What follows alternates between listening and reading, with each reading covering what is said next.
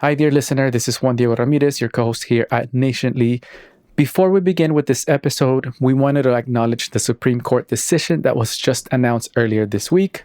While we won't get to it in this episode where we wanted to share our thoughts on the first debate, tune in next week to learn not only about the ruling, but also what most convicted felons look and vote like in the U.S. Most importantly, what privileges and rights they do not hold compared to the immunity granted to the former president and convicted felon Donald Trump. Thanks for listening. The American people should speak. You should go out and vote. You're in voting now. Vote and let your senators know how strongly you feel. Vote now. Are you going to pack the Make court? sure you, in fact, let people know He doesn't want you're to a answer the senator. question. I'm not going to answer the question Why because wouldn't you answer that because question? the question you want to is put a lot of the new question Supreme Court is justice, the radical question, left. Will you shut up, man? Listen, who is on your list, Joe? This Who's is on your so list? right. Gentlemen, I think This we've is ended so this. unprecedented. He's going to pack the court. We have I'm not going to give a list. We have ended this segment. We're going to move on to the second segment. That was really a productive segment, wasn't it? Keep yapping, man. The people understand, Joe. They sure do. 47 years you've done nothing. They understand. All right.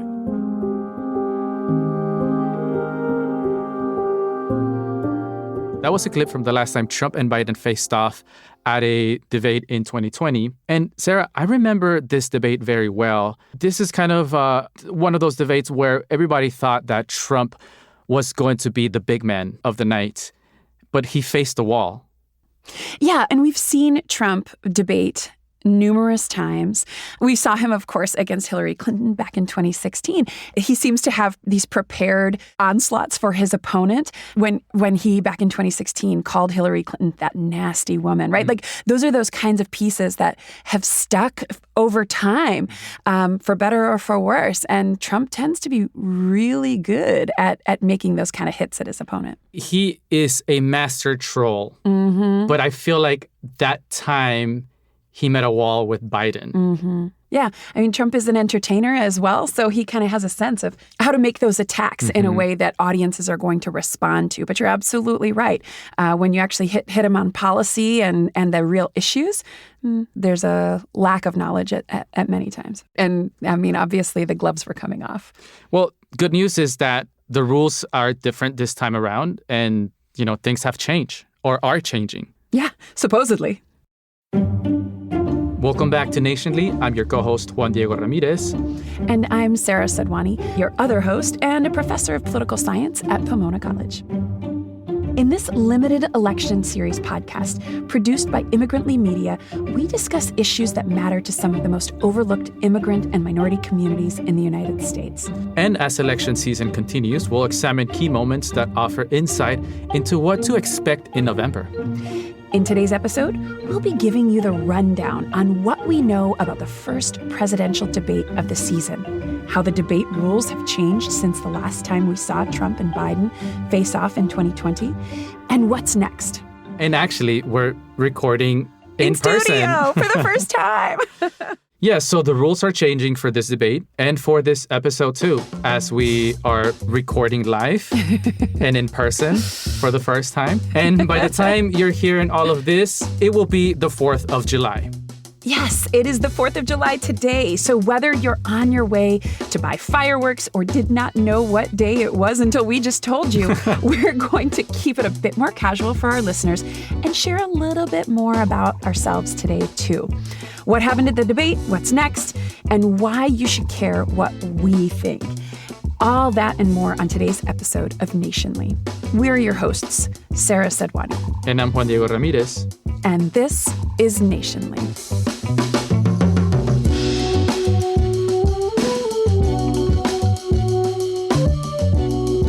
Okay, Sara, so when you say you're Sara Sadhwani, what does that actually mean?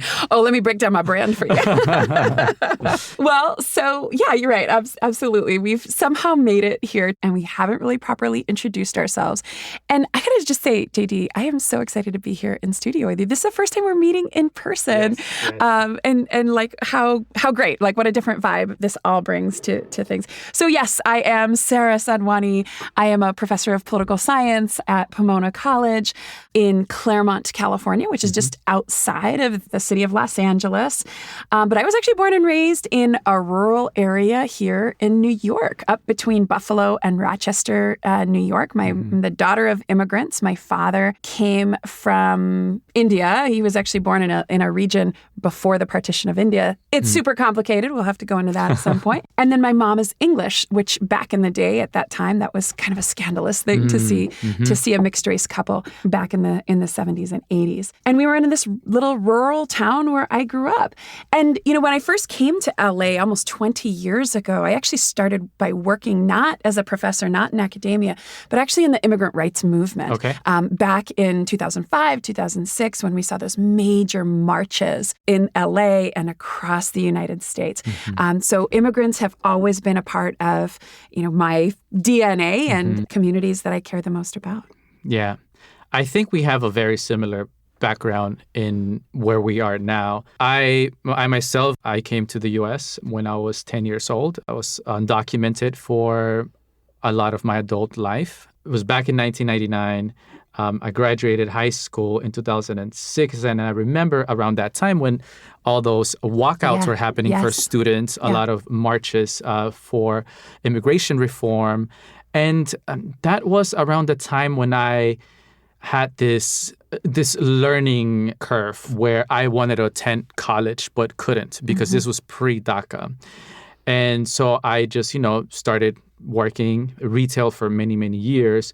I was a very curious person. I was always involved in immigrant movements, especially because of being one.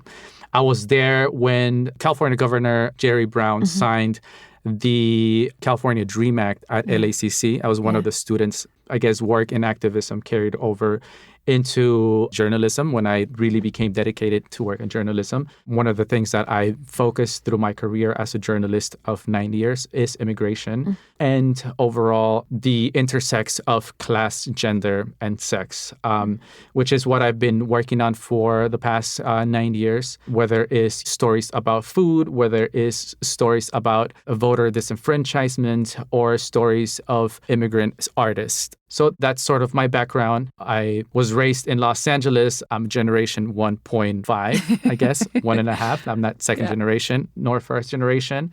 I'm in between. And I was raised in Los Angeles, in between LA and Oregon. So I'm a little bit of mixture of a Pacific Northwesterner and an Angelino. Specifically, Angelino from South Central. We're very, very different than the rest of the city. I love that point, actually, because, I do a lot of commentary in LA on elections now. And it's like, people don't get it. They're like, oh, Latinos. I'm like, whoa. It's totally different if we're talking about Latinos from the East Side versus South Central versus the Valley, right? Like, there's a totally different vibe. There's a cultural difference because we tend to have more mixture with African American culture because of our closeness to the community as we live together. So, I'm very proud of coming out of where I come from, the neighborhood that I come out of. And so now I reside in New York, where I've developed my career as a journalist. And here we are. And here we are. Isn't that so funny? I was raised in New York State, and now I'm in LA. You were raised in LA, and now you're in New York. It's the other way around. We swapped coasts. Going back to these debates, they're going to be different from the past. We've seen, obviously, Trump, Biden. We have seen these folks on stage many a times before. Tell me a little bit, how are these debates going to be different from the past? You looked at that stage, you saw a guy who's a sick man, and you saw a guy who's arguably a bad man on the stage at the same time. And I really hope the conclusion is a resounding, we have to do better than this. That was painful. I love Joe Biden. I worked for Joe Biden. He didn't do well at all. But I just want to speak from my heart. I love that guy. That's a good man. He loves his country. He's doing the best that he can. But he had a test to meet tonight to restore confidence of the country and of the base. And he failed to do that. Well, it was, and they will be very different. The Commission on Presidential Debates typically establish the ground rules, but citing dissatisfaction with how a bipartisan group managed the 2020 debates, Biden and Trump have agreed to new debate rules together. So first of all, there will be no audience, which is very important. Yep. Traditionally, presidential debates occur in front of a live audience, often in an event space or a college or university campus, and are coordinated by a bipartisan commission on presidential debates, the CPD. Mics will be muted, so there won't be time for these debaters to talk over each other, unless the candidate is directed to speak. So that means once a candidate is speaking, the other mic will be turned off. And I think that's such a huge point, right? Like in the past, what we have seen is that Trump makes all these little side comments, and they're pretty nasty ones too, about his opponent. Will you shut up, man? Listen, who is on your list, Joe? Who's on your list? Right, gentlemen. And so by shutting off the mics, we're not going to get those little side jabs that Trump is really known for, which could really change the nature of the debate. Yeah. Maybe make it a little bit more civil. So as we mentioned, other rules include candidates are not allowed to bring pre-written notes or props. They'll get a pen and paper plus a bottle of water. Just very simple. It's a very restricted debate, especially for a person like Donald Trump. And I'm just wondering how he's going to navigate that. Yeah. They're putting him in a cage, in a way. Yeah, let's see. President Trump, I want to follow up if I can. Am I allowed to respond to him? Well, I'm going to ask you a follow-up. You can do whatever you want with the minute that we give you. Notably, Trump took the time to ask, can I respond to him, as opposed to just cutting right in. Very different from 2020. So finally, there won't be any opening statements. That is a huge deal because in past debates, opening statements, gave an entry point to what the debaters were going to say throughout the debate. Again, they tossed a coin and determined the podium positions and the order of the closing statements. There will be closing statements. And according to CNN, Biden won the coin toss and he chose the podium to the viewer's right. And as a result, the Trump team chose to deliver the final closing statement of the evening. Yeah, so things as podium positions and the order of closing statements might seem minute, but appearance is everything when it comes to these debates. I mean, to not have opening statements, for example, it's in the opening statement that whoever gets to go first sets the stage. They frame out the rest of the debate. They attack their opponent on the areas they might see weakest that they're going to have to somehow respond to. And so without those opening statements, I think it really shifts the chemistry of the debate a lot. And, these debates are incredibly important in general, right? I always, especially in my intro to American politics class, my students always study the importance of debates. And of course, the classic debate is the first televised debate between Richard Nixon and John F. Kennedy. The Democratic candidate, Senator John F. Kennedy. Can freedom in the next generation conquer, or are the communists going to be successful? That's the great issue. Vice President Richard M. Nixon. I subscribe completely to the spirit. In which people who listened on the radio had said, oh, Nixon won it. But when they viewed it on TV, JFK was the hands down winner because he was poised, because he looked great. He was young and handsome and eloquent. Whereas Nixon, despite the fact that, substantively he had, all the goods when it came to talking substantive policy, he looked distracted. He was sweating. Notoriously, he had worn makeup and it was kind of sliding down his face and he couldn't figure out where to look at the cameras because it was so new to him. So, these debates really, the format and the appearance, how people view them, and especially in today's world of social media, where you're just going to get little clips and reels, half the American public isn't even going to sit down to watch this debate. They're just going to watch pieces of it. And I'm always fascinated because after the fact, I'll talk to friends and they'll say, oh, so-and-so won this debate. I'm like, really? You think so? And I'm like, well, I only saw a couple clips on Twitter or on Instagram or something like that. So those little clips, those side comments that Trump might be able to make, the attack modes that they get to go in, that's what the takeaway ends up being. And it matters in terms of how people develop their perspective on these candidates. As a journalist, we always look for punchlines and those outtakes, as like Sara was mentioning, what are the powerful messages that are coming out on the spot.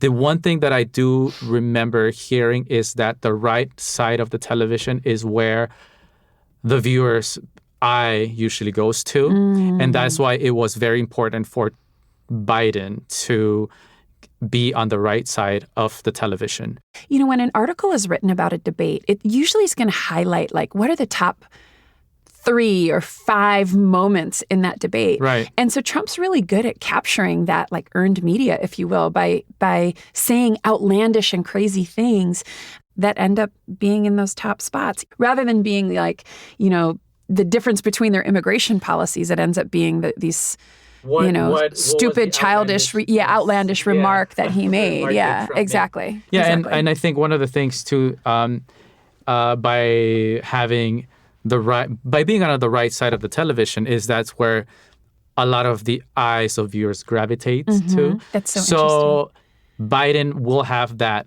for him. He will have more people paying attention to him. And I wonder how he's going to balance his nickname, Sleepy Joe, versus, someone like Trump whose mic will have to be shut off. So those are the literal rules that have changed and that Trump and Biden have agreed to. Now let's talk about what's changed since the last time we saw them at the debate in 2020.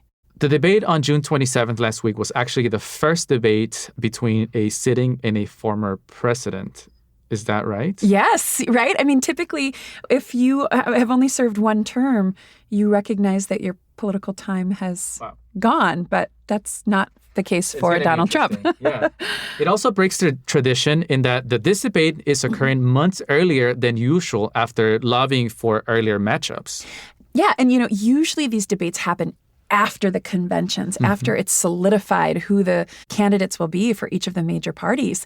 That's not the case here. We haven't even gotten to the convention season yet. Could this have something to do with the fact that Trump and Biden are basically neck and neck in the polls currently? Yeah, for sure. So this is also the first debate either candidate has participated in this campaign season since Biden has essentially ran unopposed and Trump skipped the GOP primary debates. You're absolutely right. And those GOP primary debates were wild because the front runner wasn't there. Yes. So let's talk a little bit about how they got here in the first place and how they qualified to be on this debate stage. Right. So Biden and Trump are the only presidential candidates who qualify for the debate stage. For this debate, candidates were required to poll a 15% or higher in 4 national surveys and appear on enough state ballots to have the chance to earn the 270 electoral college votes needed to secure the presidency. Exactly. So that's why like a RFK Jr. isn't going to appear, despite the fact that he could totally be the spoiler in this entire election. So essentially, they needed a viable chance to actually win the election in order to be a part of the debate. Some of the things that are really heating up the messages that are stealing the headlines. And of course, the number one piece is this historic felony conviction. The debate comes about a month after Trump was found guilty of 34 criminal charges in New York, becoming the first U.S. president in history to be convicted of felony crimes.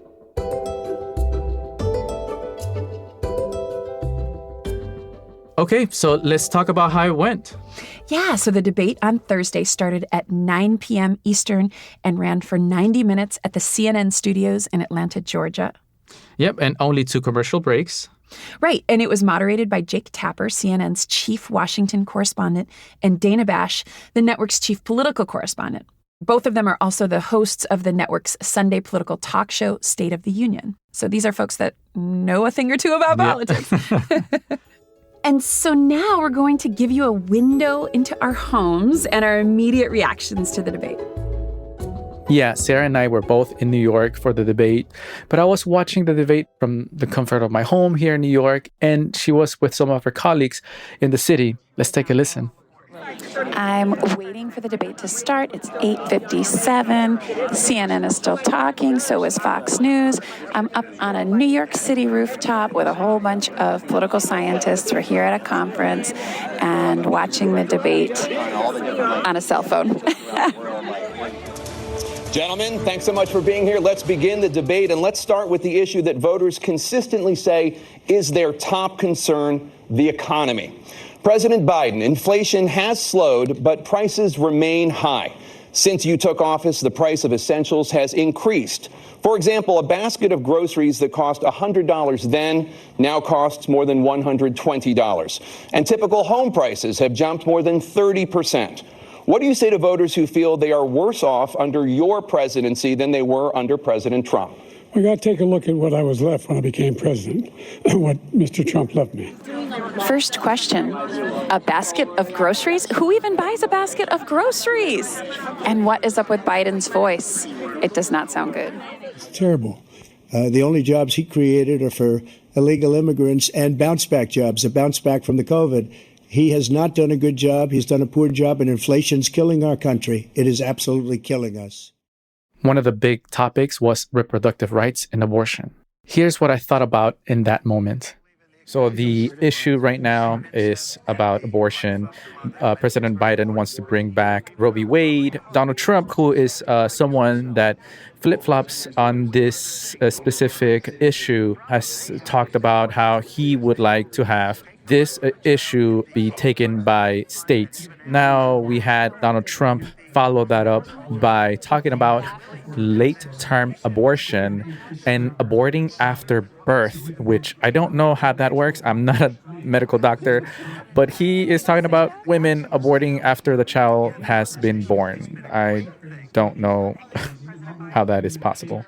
What's he going to do, in fact, if the MAGA Republicans, he gets elected, and the MAGA Republicans control the Congress, and they pass a universal ban on abortion, period, across the board at 6 weeks or 7 or 8 or 10 weeks, something very, very conservative. Is he going to sign that bill? I'll veto it. He'll sign it. Thank you. Let's turn now to the issue of immigration and border security. President Biden, a record number of migrants have illegally crossed the southern border on your watch. Overwhelming border states and overburdening cities such as New York and Chicago, and in some cases causing real safety and security concerns. Given that, why should voters trust you to solve this crisis? Southern border, here we go. Just take a look at where they're living. They're living in luxury hotels in New York City and other places. Our veterans are on the street. They're dying because he doesn't care about our veterans. He doesn't care. He doesn't like the military at all. This is how so many working class folks actually think about immigrants, rightly or wrongly, right? There's this perception that American people, predominantly white Americans, are struggling economically while immigrants are living it up, according to Trump, in luxury hotels. The candidates had a lot to say and also nothing about a range of topics. They did not really answer the questions. Asking about January 6th, here we go. What do you say to voters who believe that you violated that oath through your actions and inaction on January 6th and worry that you'll do it again? Well, I don't think too many believe that. And let me tell you about January 6th. On January 6th, we had a great border. Nobody coming through, very few. Wow, what a deflection. On January 6th, we had a great border. Amazing deflection. Will you pledge tonight that once all legal challenges have been exhausted, that you will accept the results of this election, regardless of who wins, and you will say right now that political violence in any form is unacceptable? Well, I shouldn't have to say that, but of course I believe that. It's totally unacceptable. And if you would see my statements that I made on Twitter at the time, and also my statement that I made in the Rose Garden, you would say it's one of the strongest statements you've ever seen. In addition to Trump is master of this deflection. Anytime Biden takes a hit at him, he just turns it around and does not answer the question, but moves it back to an issue that matters to him and matters to his supporters. President Trump, as I come back to you for a follow-up, the question was, will you accept the results of this election, regardless of who wins? Just to finish what he said, if I might, Russia, they took a lot of land from Bush. They took a lot of land from Obama and Biden. They took no land, nothing from Trump, nothing. He knew not to do it. One of the big questions was if Trump was going to accept a 2024 loss. Trump avoided to answer twice, actually. It was asked a third time. I believe it was the third time. President Trump, the question was, will you accept the results of the election, regardless of who wins? Yes or no, please. If it's a fair and legal and good election, absolutely. I would have much rather accepted these, but the fraud and everything else was ridiculous. And if you want, we'll have a news conference on it in a week, or we'll have another one of these in a week. So I don't think that Trump is going to accept a 2024 loss. The problem with if it's a fair and legal election is you get to define that narrative. The debates just ended. Donald Trump just lied. A bunch of things that he mentioned were just straight up lies. Biden, on the other hand, stayed very soft-spoken, but he didn't really say anything that stood out to me. Nothing that really made me want to sway his direction as a voter. That is my take. Biden was very cold, and Donald Trump was a liar, liar, pants on fire.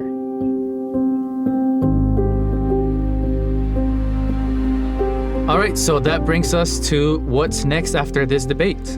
So for now, Trump and Biden are scheduled for a second debate September 10th, and it will be hosted by ABC News. Before that, there will also be a vice presidential debate this summer, and we can all remember the vice presidential debate between Kamala Harris, Mike Pence, and the fly that landed on Mike Pence's head. So much to be seen. That date has not been officially announced, but Vice President Harris agreed to one held on either July 23rd or August 13th. Yeah, that will be interesting timing in terms of the Republican National Convention being held in July 15 in Milwaukee. Yeah, and then about a month later, the Democratic National Convention will kick off on August 19th in Chicago, and it is anticipated that there's going to be all sorts of protests happening outside of both of them. But certainly there's been a lot of talk around the DNC. And Sarah, this is an interesting thing about following an election as a journalist too, right? There's so much that can change before all of that. Mm-hmm. So much has changed in the past 4 years. So I think these debates play a different kind of role in helping the public make their choice this time around too, right? I mean, last time around, we saw historic turnout. Mm-hmm. I don't think we're going to see that this time. People are not excited about these two candidates. And so I think in many ways, these debates are going to help redefine for many voters whether or not they should go cast a ballot at all. Yeah, this election season does not seem as energized as we've seen others in the past. But we'll see what the end results are. That's right. Thanks for listening to this episode of the Nationally podcast, brought to you by Immigrantly Media. We hope you liked this episode. Nationally releases weekly on Thursdays on all streaming platforms. If you have thoughts you'd like to share with us, please email them to info@immigrantlypod.com or reach out on our socials @immigrantlymedia on Instagram and @immigrantly_pod on X.